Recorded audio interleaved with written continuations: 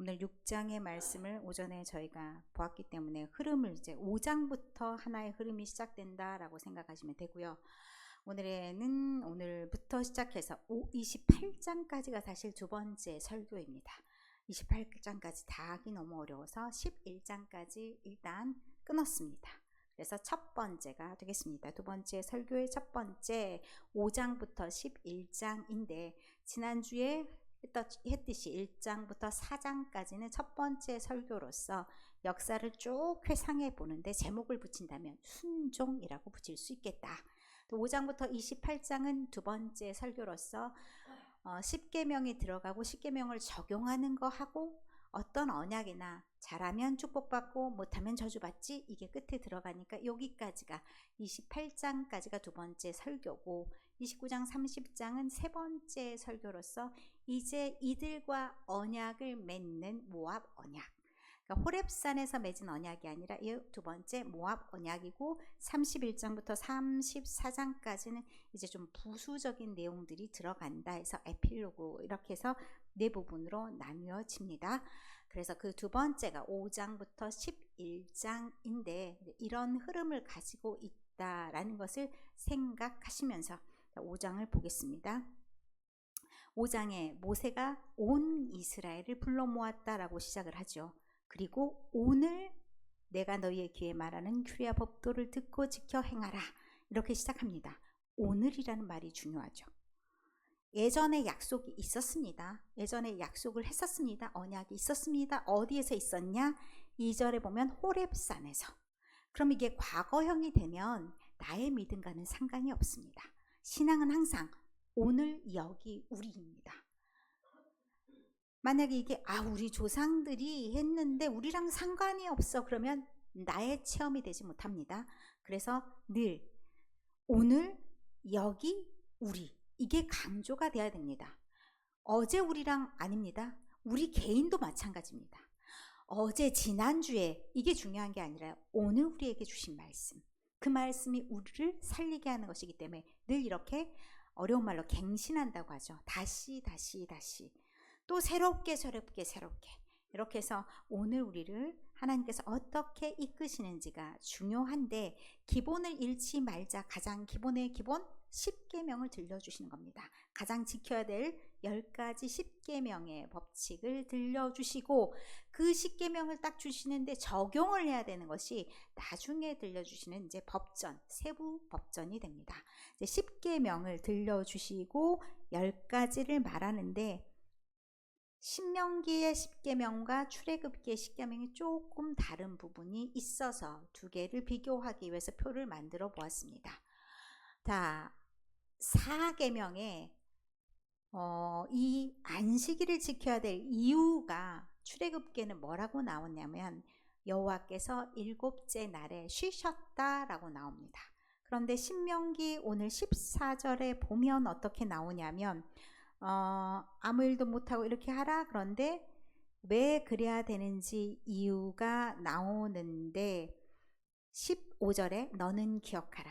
내가 애굽 땅에서 종이 되었더니 내 하나님 여호와가 강한 손과 편팔로 거기서 너를 인도하여 내었다. 그러니 안식일을 지켜라 라고 말합니다. 그러면 출애굽하고 관련돼서 이 안식일을 지키는 규정이다 라고 말하는 것은 신명기입니다. 타이틀하고 좀 다르죠. 출애굽기에 이 말이 들어가야 될 것 같은데 출애굽기는 안식일을, 신명기에서는 출애굽을 기념하며 이렇게 안식일을 지켜야 된다. 그래서 그 안에 있는 가족의 모든 사람들이 다 쉬어야 된다라는 말씀이 신명기이고요. 10계명 10번째 계명 중에 어떤 순서가 조금 다른데 출애굽기는 집이 제일 먼저예요. 집, 아내, 남종, 여종, 기타 등등. 그런데 신명기에는 아내가 먼저예요. 약간 생각이 다른 거죠. 이제 소유 개념이 조금 출애굽기가 더 강할 수도 있고요. 신명기는 조금 더 사람들 위주예요. 그러니까 모든 계약이 약간 다 그렇게 들어갑니다. 그래서 아내, 집 이렇게 들어가면서 추가된 게 밭이에요. 그러면 사람들이 그냥 길거리 아무데나가 아니라 밭을 일구기 시작해서 밭도 소유의 개념에 들어간다. 조금 더 후대의 모양이 아닐까라고 추정할 수 있는 그런 근거가 됩니다. 그래서 10가지 계명을 이렇게 주셨다. 그리고 이 10가지 계명으로 이 10가지 계명 중에서 크게 두 가지로 나누기도 하죠. 10계명을 크게 두 가지 나누면 어떻게 나누십니까? 1계명부터 4계명까지를 하나님과 함께 하나님에게 드려지는 계명. 그런데 경우에 따라서는 4계명은 인간의 계명 중에 중간에 하나님과 사람이 모두 관련된, 왜냐하면 내용을 보면 그렇잖아요. 사람도 안식할 수 있으니까 같이 겹쳐지는 계명으로 보기도 합니다.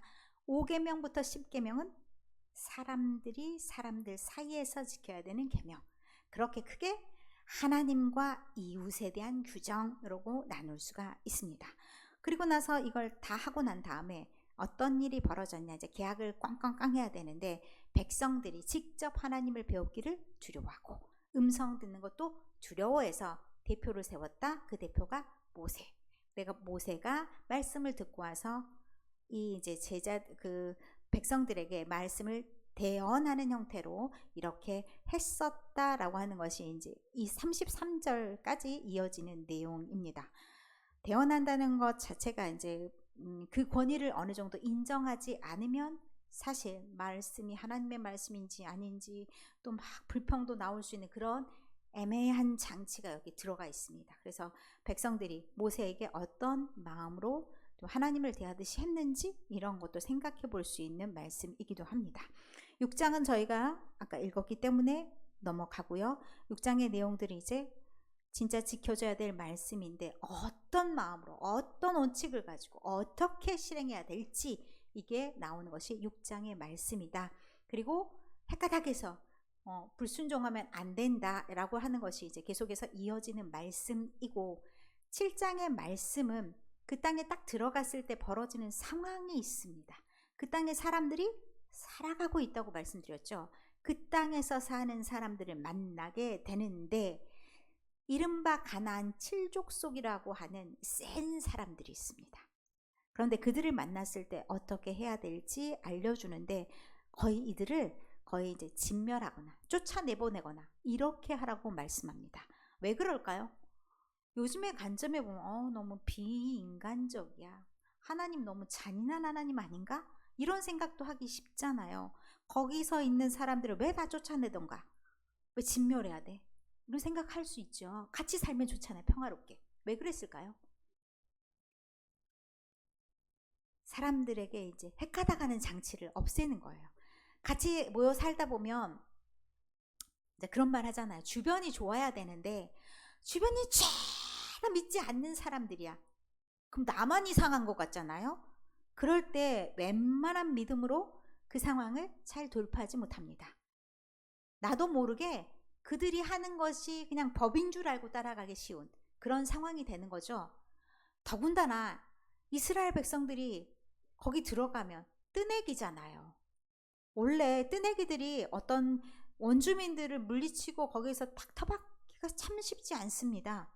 그런 상황이라고 생각하시면 여러분 말씀이 더 이해가 됩니다. 가보니 딱 그렇게 되면 너네들이 거기서 그 사람들은 집도 있죠, 밭도 있죠, 다 있죠. 이 사람들 아무것도 없죠. 그러면 그 사람들이 일을 시키러 갔어요? 주인이 뭐라고 해요? 그럼 어떡합니까? 따라가요. 그렇게 되기 쉬우니까 그런 환경들을 만들지 마라. 하나님이 너를 선택해서 성이 되게 하시지 않았냐? 7장 6절에 너는 여호와 내 하나님의 성민이라. 내 하나님 여호와께서 지상 만민 중에서 너를 자기 기업의 백성으로 택하셨다라고 말씀합니다.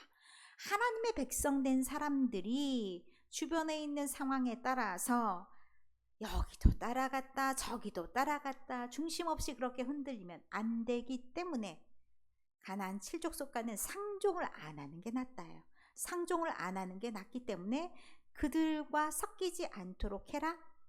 그래서 그들을 좀 쫓아내라. 7족속을 쫓아내라 라는 말부터 시작합니다. 그렇게 하고 난 다음에 너희가 완전히 다른 사람이라는 거 보여줘야 되는데 다름을 어떻게 보여줄래? 생활이 달라져야지. 우리는 하나님을 믿는 사람이다. 그럼 자기네 예배부터 달라져야 되죠. 예배 드리는 모습, 생활하는 모습에서 모든 것들이 하나님 백성임을 보여줘야 된다. 그리고 하나님께서 이루어 주신 것들을 생각한다면, 하나님의 그 은혜가 너희 안에 있다면 다른 사람들이 두렵겠냐? 두려워할 필요도 없고, 오직 하나님만이 가장 강력한 분이시고 너희를 이끌어 가실 분이시고, 그러니 하나님을 두려워하는 마음으로 모든 것을 행하면 된다. 하나님이 모든 것을 물리쳐 주시기도 하고 이끌어 주시기도 한다라는 게 7장의 말씀입니다. 이제 8장의 말씀은 어떤 말씀이냐? 들어갔어요. 그런데 우리가 왜 40년 동안 그렇게 헤매고 다녔어야 했어? 이런 질문도 들 수 있잖아요. 그런데 그렇게 하는 것도 하나님의 다 의미가 있었다.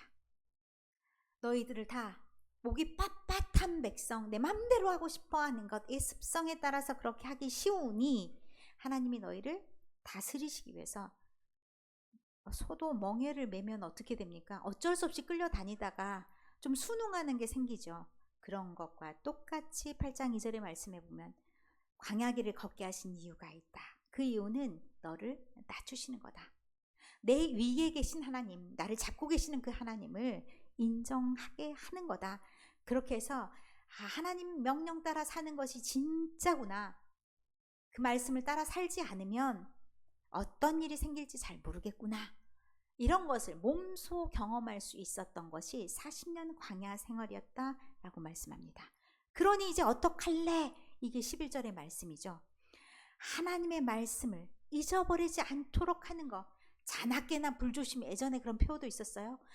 자나깨나 불조심이 아니라 우리는 눈을 뜨나 감으나 하나님, 옆구리를 쿡 쳐도 나오는 게 아버지 하나님, 이게 나와야 된다는 얘기예요. 자다가도 아버지 하나님, 모든 상황 속에서 하나님을 잊으면 안 된다라는 것이 11절부터 들려주시는 말씀입니다. 그 하나님을 기억하지 않으면 너희가 어떻게 될지 몰라. 그 하나님과의 신실한 관계를 이어가, 그게 9장까지도 연결됩니다. 너희가 불순종하며 살았던 그 시절을 생각해 봐라. 뭔 일을 당했었느냐? 너희들 엄청나게 말 징그럽게도 안 듣는 애들 아니었냐? 이렇게 말해도 안 되고, 조금 뭐 무서운 일 만나면 무서운 일 만났다고, 우리 죽을 것 같다고, 왜 여기에 이렇게 놔뒀냐고 불평불만하면서 난리를 뽀개. 그래도 어떻겠냐? 하나님이 또 땅을 차지하게도 만들어주지 않았냐? 그 어려움도 다 뚫고 나가게 하시지 않았냐? 그거 어디? 너희 잘나서 그랬어? 너희 잘했니? 잘해서 하나님이 그렇게 하셨니? 그게 아니다라는 것을 9장 6절에 말씀하십니다.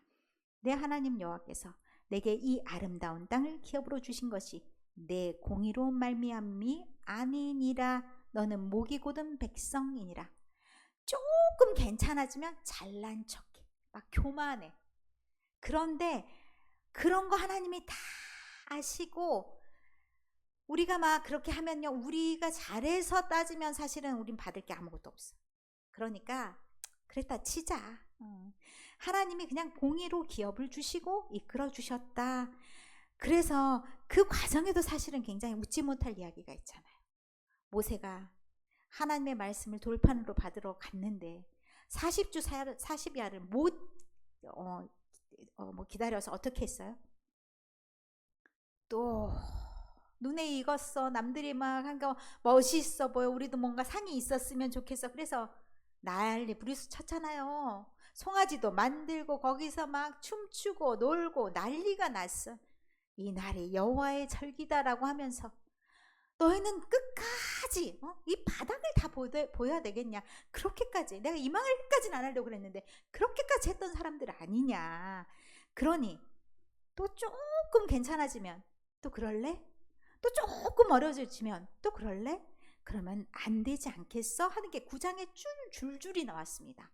아주 민망해서 볼 수 없을 정도로 밑바닥을 다 보여줍니다. 그랬던 너희들이다. 잊지 말자. 너희들은 늘 그럴 수 있기 때문에 어떻게 해야 되냐? 정신을 똑바로 차려야 된다. 그 결과로 결국 또 모세가 40주 40야 다시 올라가서 십계명을 받아오지 않았느냐? 그리고 그 과정에 죽을 사람 죽었어요. 아론도 죽었어요. 그 아론이 죽으면 어떤 생각을 해야 되냐면, 아론이 왜 이 말에 연결이 됐겠습니까? 수장이잖아요. 가져와봐. 자, 금붙이 가져와봐. 내가 만들어줄게. 그리고 나서 나중에 말했어요. 불에다 던졌더니 막 송아지 신상이 나왔대요.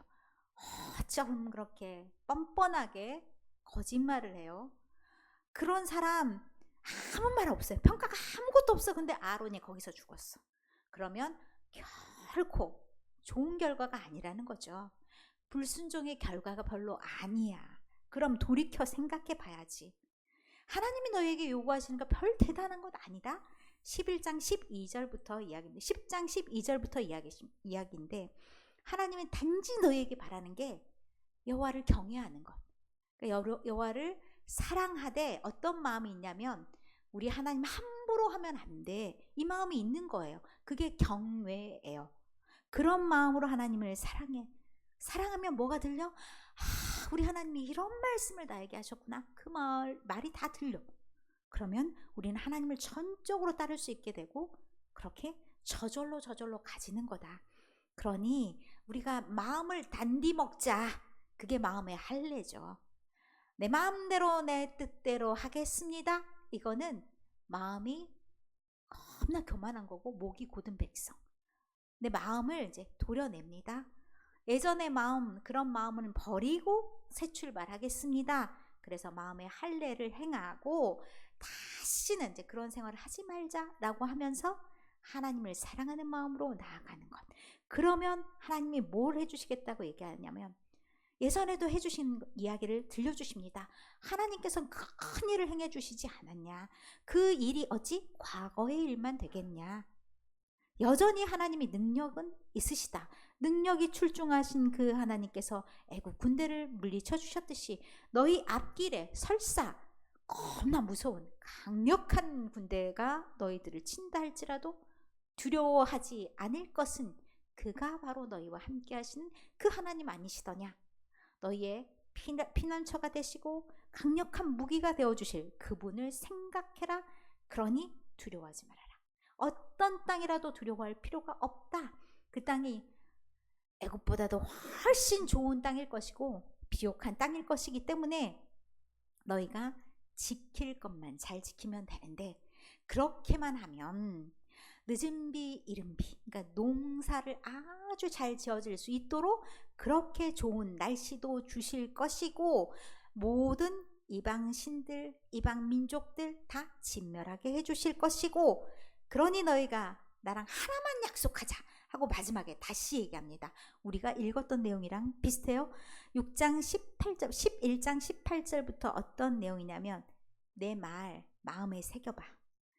자, 그리고 손목에 베어 이거 오늘 읽었던 말씀이 있죠. 어느 곳에서나 자녀들에게 주의 말씀을 전해. 그리고 바깥문에도 문설주에도 기록해. 그럼 하나님이 이 말씀 약속하셨던 모든 것들을 다 이루어 주셔. 그런데 그렇게 하지 않으면 알지. 약속의 끝이 뭐예요? 안 지키면 죽어 이거잖아요. 우리 약속도 그렇게 하죠. 이 저주를 사실 하나님 너무 무서운데 우리에게 저주를 퍼부었어 이렇게 받아들인다기보단 확실하게 우리 약속을 지켜보자. 너랑 나랑은 손가락 자 맺었어. 약속을 꼭꼭꼭 했어. 자 복사도 해. 절대 지켜야 되는 거야. 약속 안 지키면 알지? 죽어 이런 의미예요. 반드시 지키자는 그런 의미로 11장까지의 말씀을 들려주십니다. 그리고 이제 다음에 우리가 어떤 말씀을 보게 되냐. 이제 그러면 좀 더 구체적으로 새로 변화된 환경 속에서는 어떻게 하나님의 복음을 말씀을 적용해야 될까요?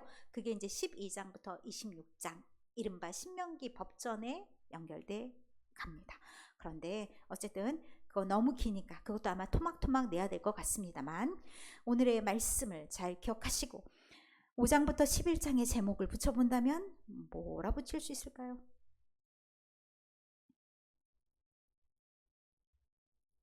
하나님을 사랑하자. 하나님을 기억하자. 자나깨나 하나님. 옆구리 쳐도 하나님. 눈만 떠도 하나님. 아시겠죠? 어떤 상황에나 우리 아침부터 밤까지 늘 툭 쳐도 나오는 하나님이 여러분 옆에 계심을 인정하시고 그 하나님을 사랑한 주여 내가 주님을 사랑합니다. 주께서도 나를 사랑하신 줄 믿습니다. 그 고백과 함께 일주일을 살아가시면서 말씀과 가까이 그리고 기도를